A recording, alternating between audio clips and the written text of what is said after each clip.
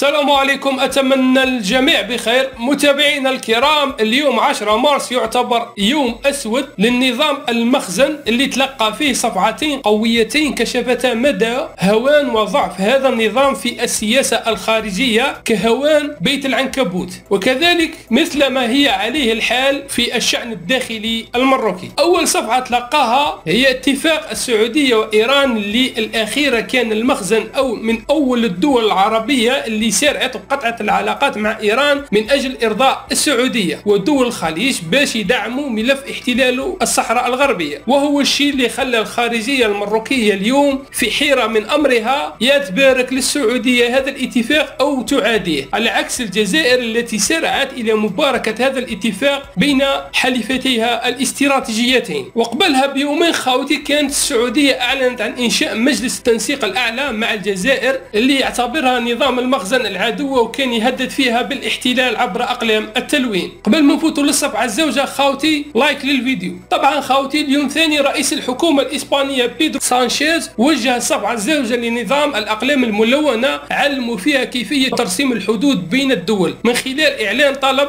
الحكومة الإسبانية ضم مدينتي سبتة ومليليا إلى الاتحاد الأوروبي لينهي بذلك أحلام العياشة باسترداد هاتين المدينتين. كل هذا يأتي بدون أي رد أو تعليق من جانب النظام المغربي الذي يبدو بارعا فقط في إعطاء الأوامر لترسانته الإعلامية من أجل الإبداع في رسومات حدودية ملونة من شأنها إلهاء الشارع المغربي وتوجيهه عن المشاكل التي يعانيها، فيما تضحك الشعب الجزائري.